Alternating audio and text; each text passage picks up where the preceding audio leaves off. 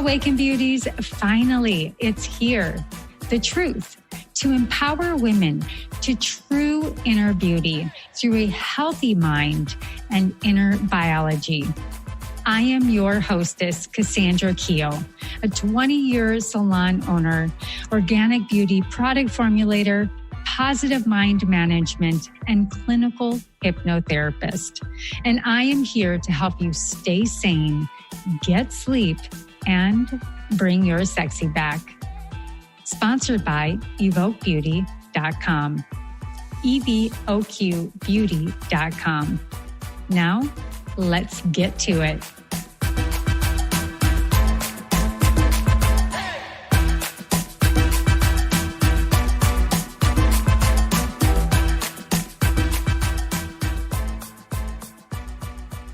All right, welcome to the Awaken Beauty podcast. I am Cassandra, your clinical hypnotherapist, quantum biofeedback practitioner, and holistic beauty aficionado. And we have got an episode in store for you. So let's go ahead and frame it up. The human brain has 100 billion neurons, each neuron connected to 10,000 other neurons. Sitting on your shoulders is the most complicated object known to this universe. So how do we know how to manage our brain health? Well, today's episode starts with a story that will help frame today's mind-blowing dialogue with the brilliant Dr. Jeffrey Fannin. So the Earth's pulse is at 7.83 hertz, just like the hearts within our body. And this rhythm was determined by Dr. Schumann and is known as the Schumann resonance. So how does this affect us? Now, studies in the 60s revealed that the world's first underground bunkers shared that these young, healthy individuals became very ill, depressed, and stressed due to being deprived of the magnetic pulse of the Earth.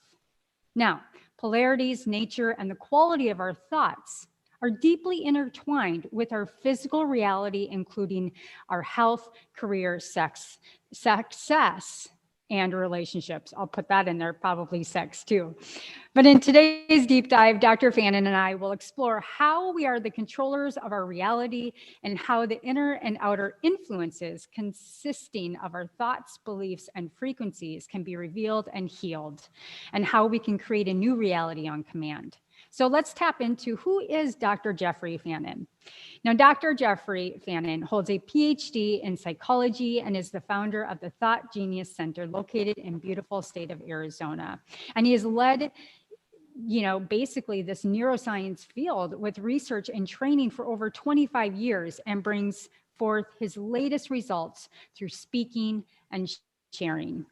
And he is helping individuals break free with his insights found in his book called Commanding the Power of Thought, within his online courses at Thought University, and his feature in a documentary movie called Intuition as Your Personal Guidance System. Now, with that said, it is an absolute pleasure. And where did I meet this wonderful man? None other than Clubhouse. And so, Dr. Jeffrey Fannin, welcome to the Awaken Beauty podcast. Cassandra, thank you so much for inviting me.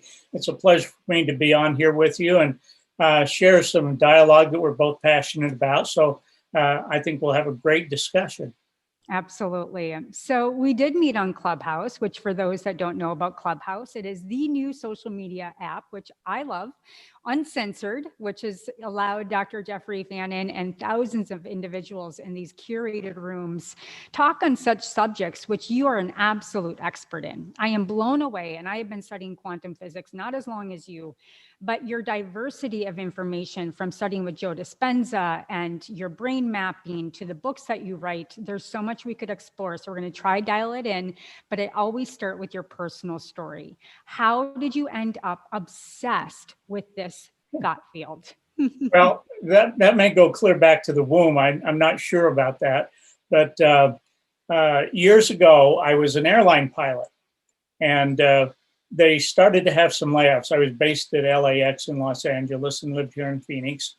And so in the early 90s, they started to have layoffs. And so I was at the middle of the seniority stack, and that dropped me to the bottom. Then they had another layoff and a reduction in force in the military. So that kind of kicked me out of the system. And I knew it'd be several years before my seniority number came up to get back in. And so I decided to go back and get my PhD in psychology and start down this road. But when you are paired up with somebody, you bid on that. And so a lot of other pilots would bid to be with me because they said, this is like going to a Tony Robbins seminar in the cockpit. So I was always interested in human beings. Why do we do the things that we do, and how does that happen?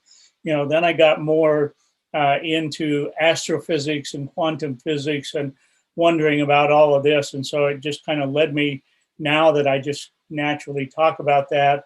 I traveled around the world with Dr. Joe Dispenza for almost 5 years and did over 4,000 brain maps, talked with him, both of us on the stage, and did consultations with all these people. And now I do a lot of research. Maybe the last couple of years, been doing a lot of research with a group called Vibravision, Vibravision. Now, these individuals, not just the normal run of the mill kinds of things that we look at, but they can put bandages on their eyes. They can put a blindfold over the top of that. Then they can drive a go-kart. You can drop colored beanbags in their hand, and they can tell you what color they are as fast as you can do that. They can read from a book. You can give them a greeting card inside of an envelope, and they can read it to you, or they can navigate through an obstacle course. And so for the last couple of years, I've been mapping their brains to see how they use that differently, as well as over the years, dealing with a lot of people who are clairvoyant or have intuition or things like that, to see how they use their brains. Because I wanted to really see, how is that different than you and I, and how we use our brain in the things that we do. And so that's kind of brought me to where I am today, and doing a lot of research and validation of different kinds of things for people. And so I have a pretty diverse background here. Oh my gosh. I mean, I can only imagine the experiences of you and Dr. Joe Dispenza in those 5 years in the research. And I've seen some of the brain mapping that you've done, and in which you've done with some of these individuals through the meditations. And really, I mean, it's so beautiful now that we're able to really bring this out, and that people cannot ignore the science and the spirituality and the coherence of these coming together, and how just how profound they are in our lives. And so just to kind of maybe start macro, and then we'll kind of move down into the micro and some maybe actionable steps that people can start to take back control of their mind, their body, and their spirit and their energy.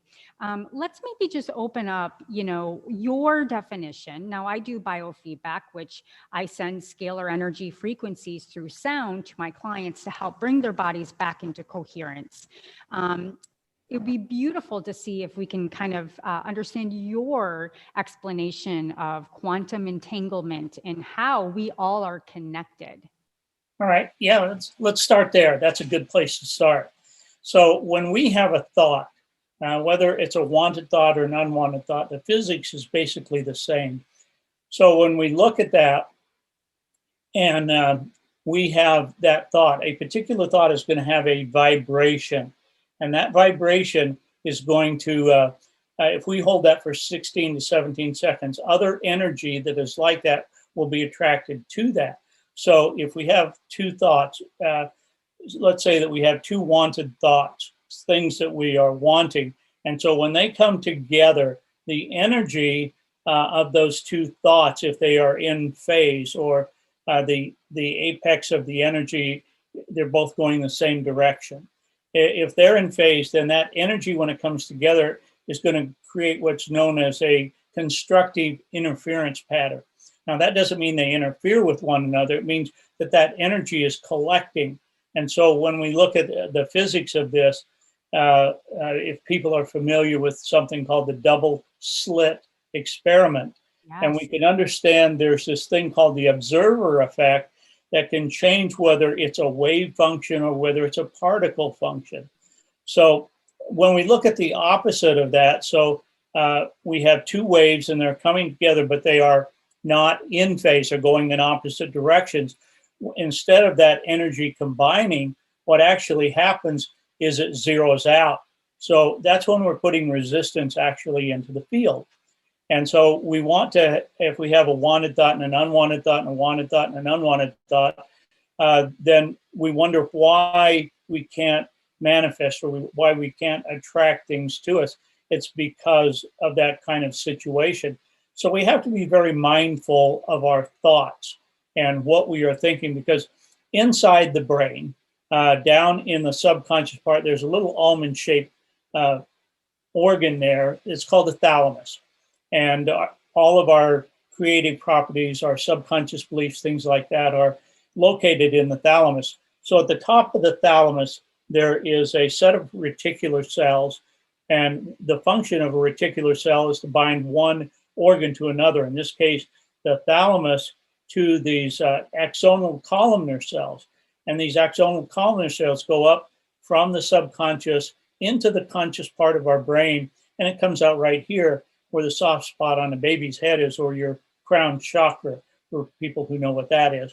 And so when you have that thought, wanted or unwanted, it's going to go from the thalamus, its energy and information go from the thalamus up through the thalamic gate and out into what we call the ether out here. So fundamentally, we all have a tuner, this 3-pound gelatinous thing inside of our skull. And we have frequencies as a general rule from 0 to 60 hertz. That's what we're measuring. But the energy in the field way out here may be much higher than that. So when we're looking at people like the vibrovision people I was talking about, and how can they do these amazing things, because their tuner is much larger.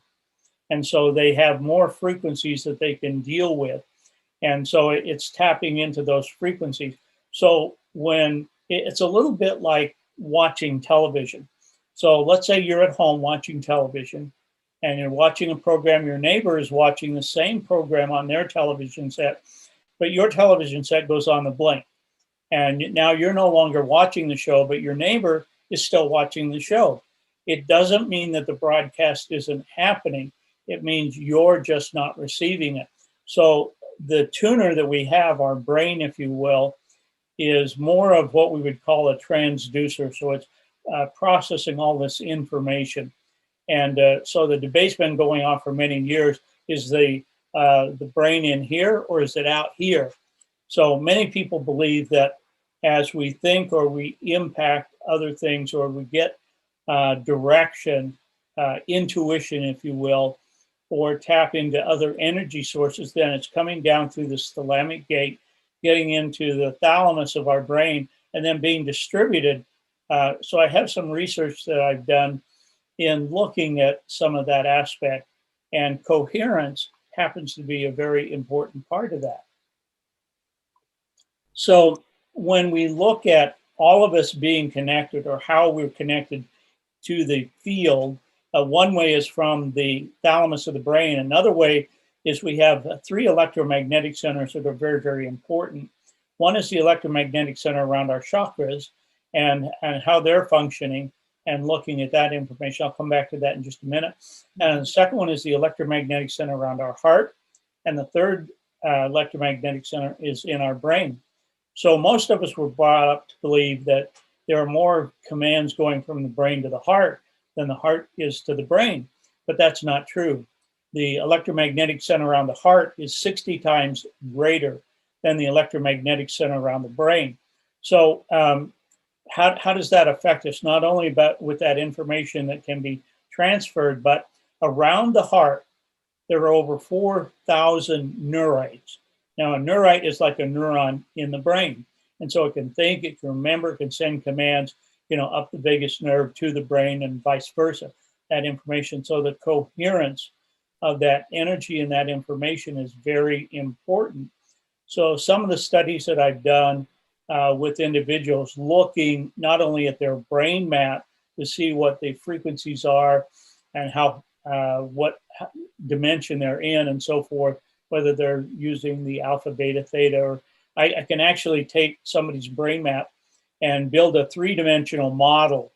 And this three-dimensional model, we can turn it upside down and look at it in a lot of different ways. And so I can indicate which sections of the brain.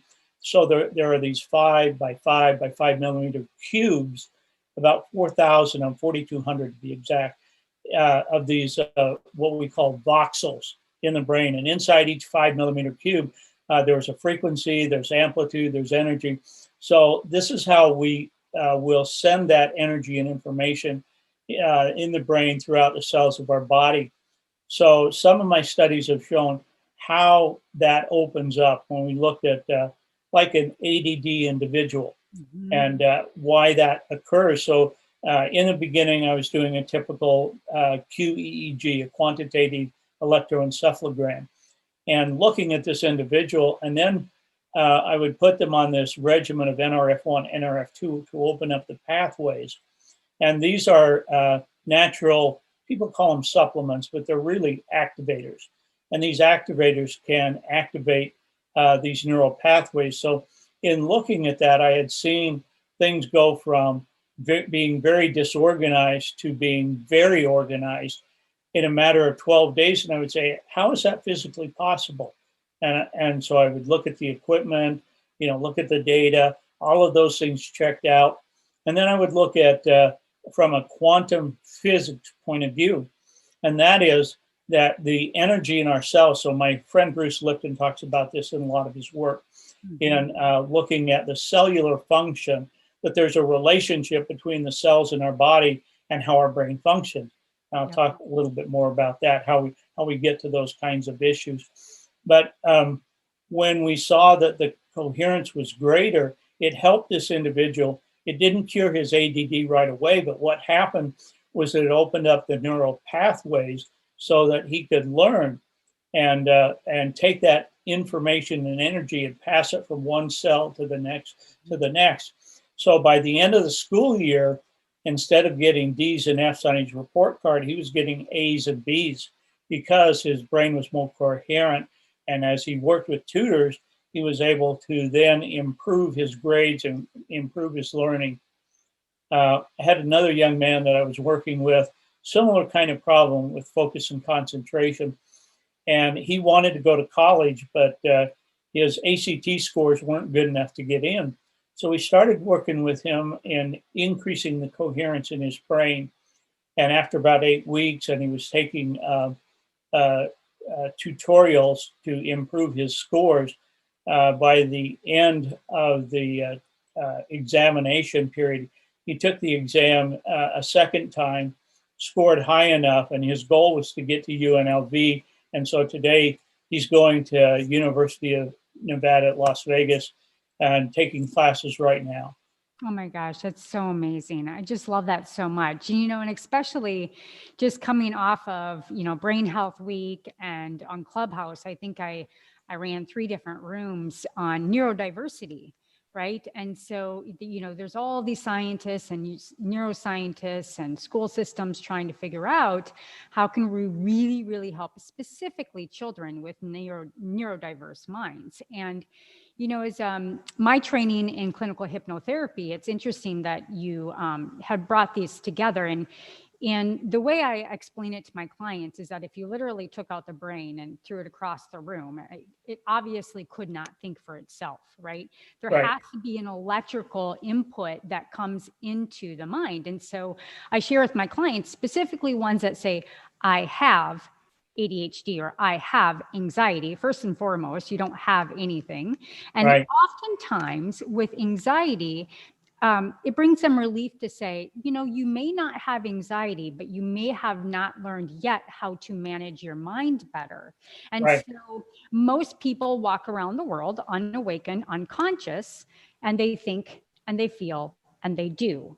And so what I explain to clients is this awakening consciousness mind and becoming conscious in our life, coming to the front and foremost versus just being in our imagination all the time, which creates these kind of ADHD tendencies, is that we have awareness of our thought. and then we analyze and logically assess the thought, and then we decide if the thought or the belief is right and true and correct for us. And then we give it subconscious access through the critical factor filter. Then we can choose if we want to keep it or reject it. And then we can either amplify it in our imagination, and we can locate the memories, justify it, validate it, or define it. Then we can feel it, then we can do it. So it's a very conscious way of living where we don't just believe everything that's coming in or what our beliefs are. We really have to challenge that. And I love the science that you can do with the brain mapping, because it helps people unjustify their labels. It helps people unjustify the way that they've been living in this world, that they are not slaves to their own brain. There's so much here with the brain mapping, and I just love it, and I want to sign up for it. But I think that that's the thalamus, that I have never heard expressed in that way, and it makes so much sense. And you talk a lot about manifestation is really about being able to receive, right? To be in coherence and be able to receive, versus just thinking that we have to think these things and push it out into the universe to get it to come back. So maybe you can talk a little bit about really the true gift of intuition and precognition and being able to receive and being in that place of coherence. Exactly. So let me address a couple of things to lay some foreground here in talking about this. So you talk about anxiety, and from my perspective, anxiety is nothing more than too much beta activity in the back of the brain. Exactly. And so that's what's firing off all the time. And so when traveling around the world and working with meditators, and I found a lot of people have no idea how to meditate, and two, they don't understand what's holding them back, like the anxiety. So we can change these patterns in the brain. There are a number of different ways. And secondly, I want to talk about subconscious belief patterns. So when we have an experience in life, we're going to put some meaning to that experience. Nothing in life has a meaning except the meaning that we give it. Then we're going to add some emotion to that. We call it a cognition. Those things get bound together with a neurotransmitter called acetylcholine. So that acetylcholine then drops those things down. Subconscious belief is nothing more than a thought you have over and over and over again, and then gets rooted in our subconscious. So the conscious mind is going to really think of the things that we desire or what it is we want and things like that. And then it's going to go check on the rules. So if a person is trying to, say, manifest more money, they're thinking about it in the conscious mind, I want more money, I want more money, I want more money. Now, the conscious mind can only process about 40 bits per second. The unconscious mind, or the subconscious mind, processes at 40 million bits per second. So there's an awful lot going on down there. And so the conscious mind says, I want more money, I want more money. It goes down to the subconscious mind and says, well, what's the rule? And that rule could get in there from the third trimester of when we were being conceived, all the way up to age 7 or 8, or even on through our life. What we don't realize is that we have a 5-year-old driving the train until we figure this out. And so all these things that we learned as a child, is the world a good place? Is it a bad place? Should I be happy about things or sad about things? Whatever it is, those are stored down in that subconscious, our perception of who we are and how the world actually works. And so if we are just going to create by default, in other words, what these rules says, so the conscious mind goes down into the subconscious mind, says, okay, I want more money. And the subconscious mind says, well, the rule is you don't deserve more money. So that's what gets broadcast out into the field. So our conscious mind is thinking, I want more money, I want more money, I want more money. Subconscious mind says, you don't deserve more money. And that's what is actually being broadcast out through the thalamic gate that we talked about. And so it's about how do you change those things. And so there is a process where you can cause another burst of acetylcholine, but we have to have another universal law involved here. And that's the law of cause and effect. And so we have to know what we don't want in order to get what we do want by using our free will to choose what it is that we do want. And everybody has that ability. So this is about deciding what your subconscious is and what you want it to be. Now, another part of this is we have to get into what's called the receptive zone. If we go back to that idea of a wanted thought and an unwanted thought and a wanted thought and an unwanted thought, that's a roller coaster ride. We're just going up and down, up and down. And sometimes it works, sometimes it doesn't. We don't understand what's going on. But if we get into the receptive zone, in other words, a vibration that is allowing us to attract what it is we want, we're not pushing resistance into the field. And so we use the words gratitude and appreciation. There's a vibrational difference between gratitude, I was where I was, and now I'm somewhere different, and I'm grateful for that. Whereas appreciation is closer to the vibration of unconditional love.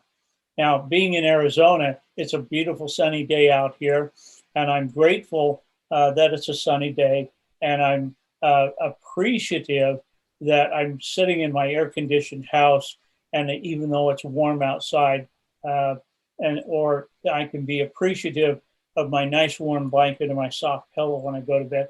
I can find something to appreciate and then begin to put the things that I desire out there once I've opened that doorway to the receptive zone to begin attracting those vibrations of the things that I desire or that I want. Yeah, I like how you frame up how you're pre-framing and getting the body and the heart and the mind into coherence and into that frequency before you start declaring what you want from the universe. I mean, is that correct? That's correct. Right. And, gratitude and appreciation, what you're saying is appreciation. They're both equal, or appreciation is a step higher than gratitude? Appreciation is a step higher than gratitude. Yep. Awesome.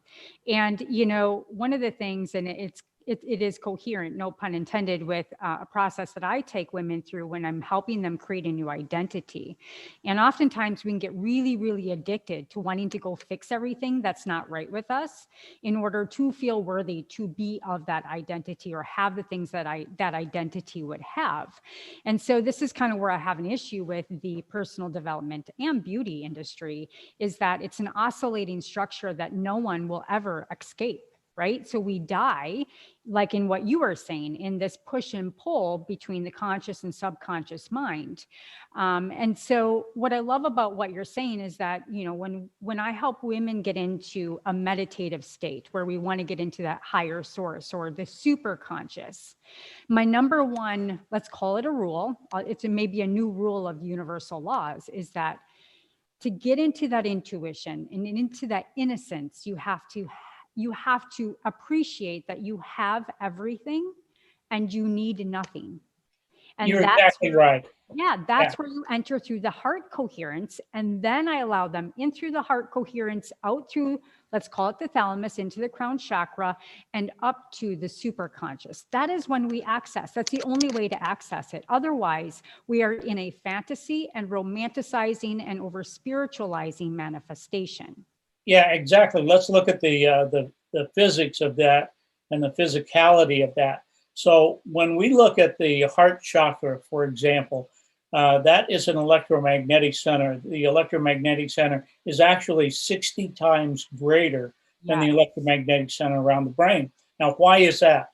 It's because there are 4,000 neurites around the heart. And a neurite is like a neuron in the brain. So it can think, it can remember, it can send commands, it can do all of these things. And it is that electromagnetic center around our heart that generates this field 3 feet in all directions that we have. And our field will interact with other people's field. So this is when you can walk into a room and you can tell somebody's upset or they're excited or they're, whatever the emotion is. And the emotions that we look at in my book, I put a chart in there talking about the frequencies from lower, denser frequencies like, depression or overwhelm or anger or things like that. Shame. And so I often ask, the question, can a person who worries a lot down in these lower, denser frequencies, can they go to excitement, love, or joy? And the answer to that is yes, but they cannot sustain it because the vibration of their frequencies is down here around worry, overwhelm, anger. And so most people on this scale don't go any more than 4 or 5 categories throughout their entire life because they're not willing to make the changes in their subconscious belief system and their perception of who they are. Because a lot of people, human beings don't like change. And so they're more willing to hold on to the old stuff, trying to use that to think their way into something new. And the laws of the universe just don't work that way. Oh my gosh, I just love it so much. I mean, everything I say, you can put actual science and alliteration behind it. So I just love that so much. And it also kind of goes into how we talk about intuition. So someone that is very intuitive, you know, it's a gift. I don't look at it as an empath. It's like, oh, I need to protect myself. It's really, truly regulating my energy. And I am in people's energy as a 22-year salon owner, a biofeedback, all of that, all of the time. And so I've learned how to create that boundary. And one of the pieces that you talk about with intuition, and I think this is really helpful for empaths. And one of the things with empaths is I always say, you know, especially if they come as a clinical hypnotherapy client, is that, you know, I can't regulate my energy. I just feel everybody's energy all the time. And that's really, truly not the attribute of being an empath. Isn't to be able to read everybody. It's being able to hone in on our energy and be able to serve where it's necessary. And what I love about one of the statements that you use, and it so hit me, is that the difference between intellect and intuition is the I is the intellect. When you're getting that, is it in the essence of an I, that is intellectual, versus you is intuition. So it's a very ego and or service-based instinct that I think is really helpful for people to understand that are a little bit more on the clairvoyant side. Yeah, I'm chuckling over here because you can't imagine how many times I hear that kind of story. So let's add a couple of pieces to this. When I'm working with a medical intuitive or somebody who is empathic, and when I first started in this field, it's been a kind of a hobby of mine of measuring people who are clairvoyant and who are empathic, who are intuitive, just because I wanted to see how they use their brains differently, and they do. So one of the very first persons that I ever did that to, and she said, your life path is to build this bridge between science and spirituality. And that scared me to death. It's like, no. They'll drum me out of the field. I don't want to do that, you know. And just the opposite has happened. So when I published one of the first articles that I did, kind of in my own backyard with people who do brain mapping and they're in that community, I thought I would get a lot of pushback. But just the opposite happened. People would say, well, do you have this article, or I heard this or that? And so now I can't hardly talk about anything else. So when we look at that intuition element of things, and that energy is coming through the third eye, basically, and as we get older, it begins to calcify around that. So we have to break up that calcification, and why we will call up energy through the chakra centers.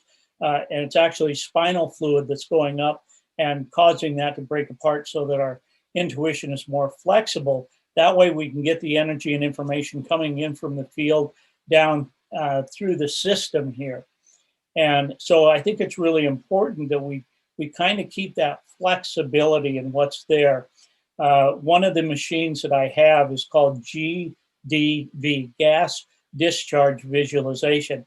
And what that means is when people put each of their fingers down on the lens of the camera, it's going to shoot a 10 millivolt charge, which is so small they can't feel that, but it causes the gas discharge to occur so that we can look and can calculate the biophotonic energy that is there.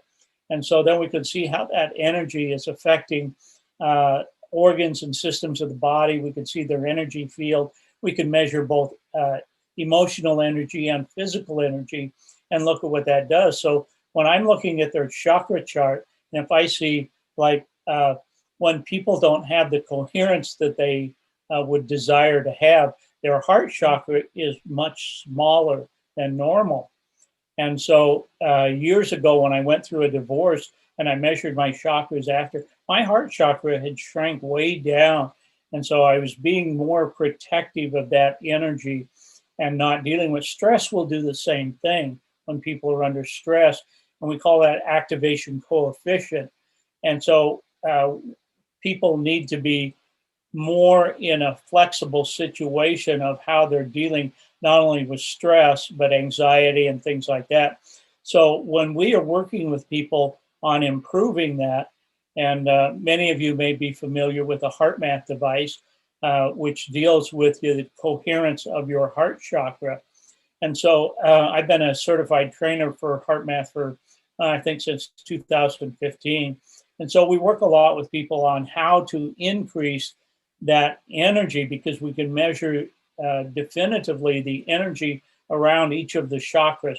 And if it's displaced on the chart to the left, then we know it has more to do, whichever chakra it is, with their social circle. And if it's displaced to the right, then we know it has to do with their inner circle. And so a lot of that has to do with how they're feeling, how they perceive themselves, how the choices they make in life. And so all of these things are very, very important in order to find that balance, and why meditation is so important, basically in all these things we're talking about.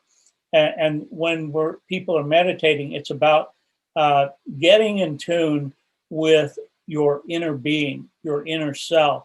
And so we were talking about the difference between knowing your intuition and knowing the difference between that and your cognitive thinking.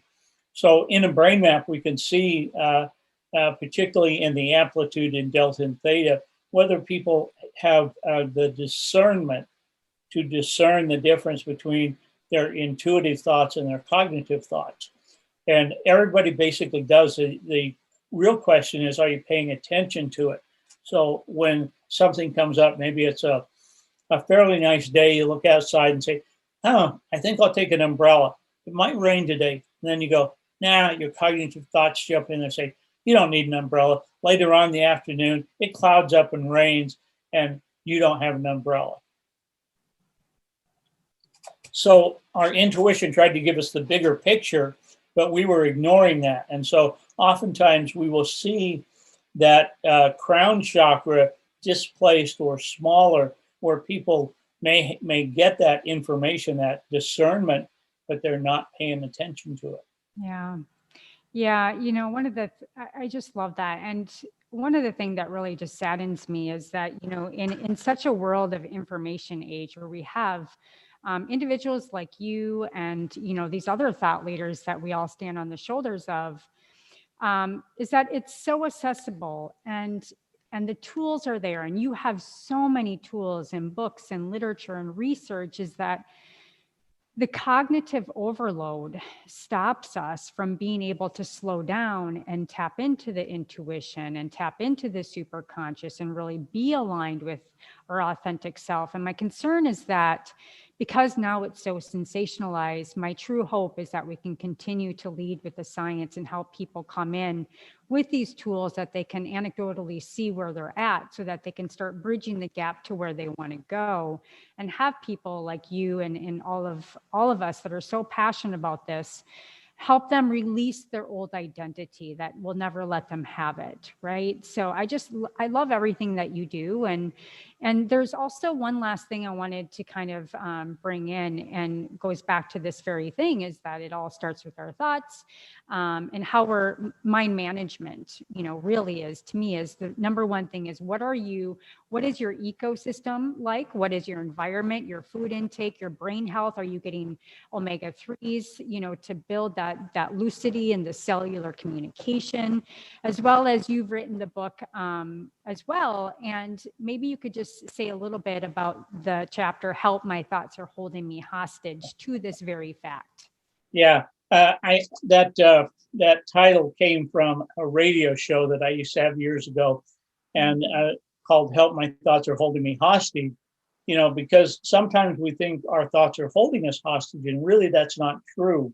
Right. A lot of it is when we go back a ways and we look at people's attention, our attention span years ago, it goes back about 10 years ago, our attention span was about 12 minutes. Now it's down to about 5 minutes.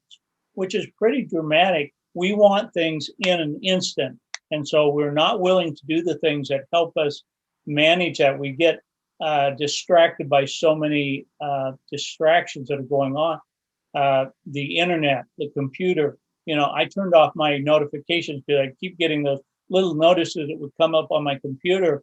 And once that happened, the damage has been done. So we're literally training our brain to be distracted all the time. Then it gets hungry for, I want a distraction, I want something, so then we go out and we surf the internet and we look at this and we look at that. And if you want to keep balance, the key issue here is to slow down, to take a few minutes to, I can't do without my daily meditation routine and learning how to go deeper. And if you don't know how, if your brain is too busy, you have that monkey mind, well, then learn how, get with somebody that can teach you that. There are many methodologies. A lot of people think they're meditating when they're hearing a guided meditation. That's good for relaxation, but you're not really meditating. When you're listening to a guided meditation, it's telling you exactly what you want to do. And your brain is not learning how to go deeper and to connect with your inner being by listening to that. And so you need to learn how, like transcendental meditation, for example, you learn how to do that 20 minutes a couple times a day, and just take that moment, that time out in order to kind of get grounded, recollect yourself, move your energies in the places that it needs to go, so that you have this constant flow. It's when your energy gets blocked that we start to experience disease, or the uncomfortability, or our cells get off and so they don't know how to respond and how to react to the things that go on within themselves. So I think it's a very important thing for all of us to learn how to balance ourselves, and how to get rid of the rocks in our backpack and get rid of all of those subconscious beliefs that aren't working for us and install new ones, because every one of us has the power to do that. The bigger question is, will you? Yep, absolutely. Absolutely. And it's so powerful. I mean, it's free, it's accessible to all. Meditation is, along with the heart, is like the technology of the thousands and thousands years ago that we can all access, but we don't, right? So that's the question. And it comes down to trust in yourself that you can access this and that you can have the breakthrough. It comes down to the belief that you don't need someone to do it for you. I know that even in clinical hypnotherapy or guided meditations that I do, it's never for me to be in a place of hierarchy to tell them what to do to find their bliss state. Right. Even in hypnotherapy, it's conversational. So I'm helping them resolve their own problem solving in the subconscious mind, or guided visualization. I'm helping them create their own visual and creating space in that visual meditation to attach their superconscious. Because if we don't make that dream and that dream bigger dream than their dream before, we have to expand our mind so much that we fall in love with that destiny, that person that we desire to be. Call it an archetype. If you want to have it as a superpower, you need to borrow from somebody else. I never like to borrow from somebody else, but it has to be a desire so profound in the feelings in the body that it overrides the pain that you're in. And so aside from meditation, before we end today's podcast, in which I'm so grateful to you, I could talk for hours, and we will on Clubhouse, but not today. But, is there any other tools that you offer or you would suggest for people to start to find that peace, that heart and mind coherence, and the power that heals the body and really global consciousness? Yeah, one of the things that we will do, and I wrote a chapter in my book about this, and people get a download of that chapter on thoughtuniversity.online. It's not a .com, it's a .online. And they can download that. But we will use something called Solfeggio Frequencies. It comes from the 3rd century. And these frequencies, because we are vibrational beings living in a vibrational universe. Right. And so this is about how to change some of those vibrations. If we are very experienced at doing this, or even not, if we're just new to these whole ideas of what goes on. So with the solfeggio frequencies, when we are working with heart coherence, we will have people use the solfeggio frequencies and use the heart math device, clip it on their ear, so we can look at their heart rate variability and see if they are losing focus and concentration as a result of their monkey mind being busy, or whether they have a subconscious belief pattern that's not been taken care of. So scientifically, we can see where that is and then do something about making those changes. But you and I are responsible for our own reality and what we are, what we think, what we do. And so I would admonish people to take a hold of that you are responsible. If you don't like life the way it's coming at you, well, you're responsible for that. And as much as you might not like to think about it, it's true. That's the laws of the universe. And if you don't know what the laws are, find them out, because they're pretty easy nowadays to find out. Yeah. And so I would just admonish people to start taking a look at themselves. Who am I? Where am I going? How am I going to get there? And then take steps to make those changes in your life. Absolutely. I always say, as much as overwhelmed with the information that we have today, if you really dial in, just learning about the laws of the universe, the laws of vibration, hermetic principles, it always starts in the head, right? And you think, okay, well, why can't I just get this inside me and master it? It has to be so cognitive before it can become conative, where it starts to become instinctive until you become it. But you also have to be it to see it, right? And just like affirmations, I always flip it right away, and I call it positivity porn. But instead of that's a good one. I haven't heard that, but I think you're right. It is. It's toxic positive psychology, which is no, I'm not speaking badly about the industry, but it's true. And so I always like to engage people's reticular activating system and use affirmations, where, going back to your point, you step into the appreciation that says, why is my body so incredibly healthy and in tune and full of vitality? And then the mind, the subconscious mind, goes and looks for the proof, right? So it's a way that we can flip the script and start retraining the mind. Also quantum language, right? So I can't, I never, absolutes. You're just throwing basement back, trash back down into the basement before you can get it out to even start to free yourself in the frequency world. So you're absolutely right. Yeah. And then I wanted to share this with you. So last night, one of my friends on Clubhouse, this is my guide to solfeggio tones. And so what kept coming up repeatedly in her scans is the heart chakra, cardiovascular system, and all of these elements that came around back to the heart. And she's exhausted. And she's like, I was like, you're tired. You're shut down. Your heart chakra is not of use if you're exhausted and giving out your energy all day on Clubhouse. You need time to restore and get back into your own coherence and able to give. And so I just, if there's anything else that you want to share today, please do, and then we'll close down. But gosh, I think we may have to have a part 2 and 3. So absolutely, I'd be very happy to do that, to help educate your audience out there. You're very well versed in the things that you know and do. And I would admonish your audience to listen to Cassandra, because she really does know what she's talking about. I really appreciate that. Well, I'm gonna push it right back over to you. And I have to say, Dr. Fannin, life is beautiful not because of the things that we see or do, but truly beautiful because of the people that we meet.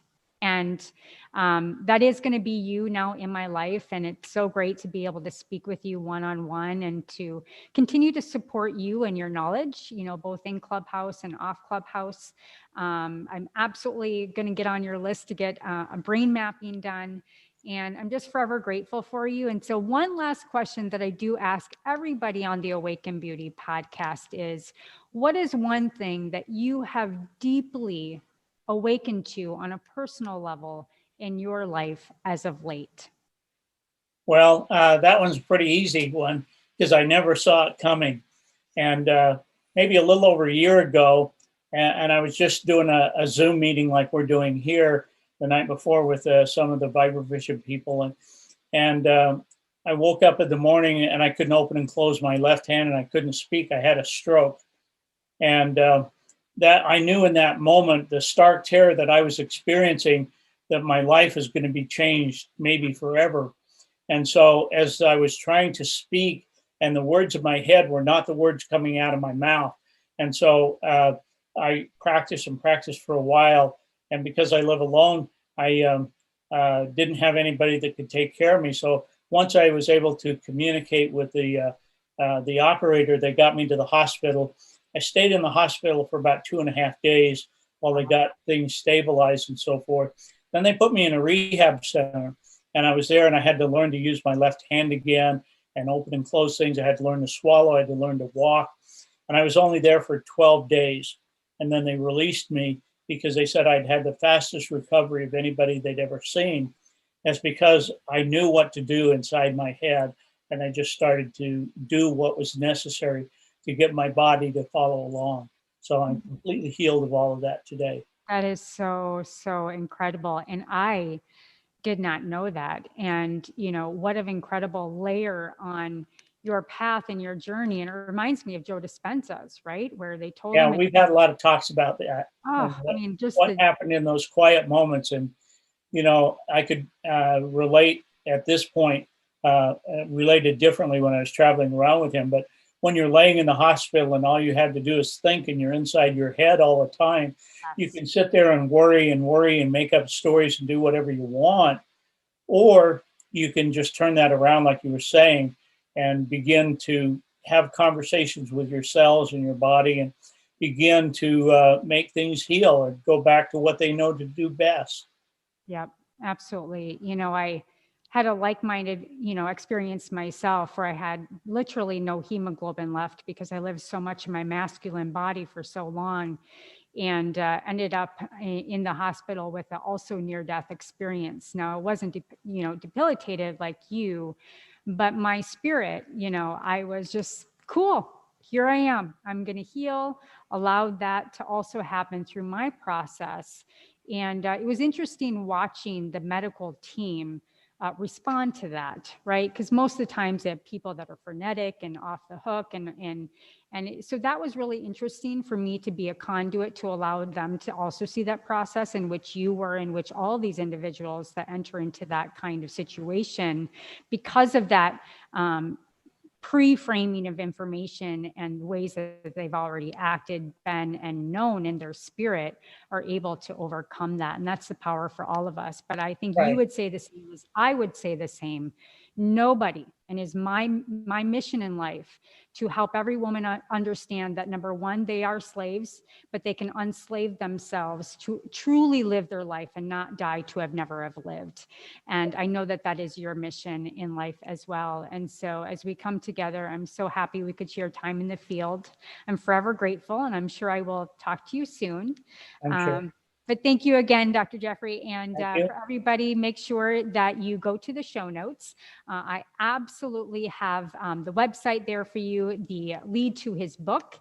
And then there's also a free chapter that you can download in the book to get you going and get you into the field of everything that he has to offer. And so thank you so much for listening and being part of the Awaken Beauty podcast.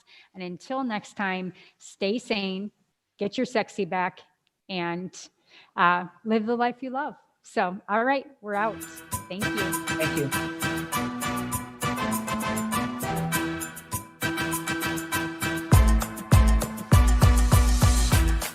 Well, hello, Awaken Beauty. Thank you so much for joining the show today. Were you inspired? Please leave a comment or your own personal aha moment so others can capture exactly what you did. Also, please like and subscribe wherever you listen to your favorite podcasts. And if you're interested in high quality natural products for your hair, skin, and wellness, including organic CBD, please visit evoquebeauty.com. Again, that is evoquebeauty.com, evoquebeauty.com. And until next time, darling, stay sane, get sleep, and bring your sexy back.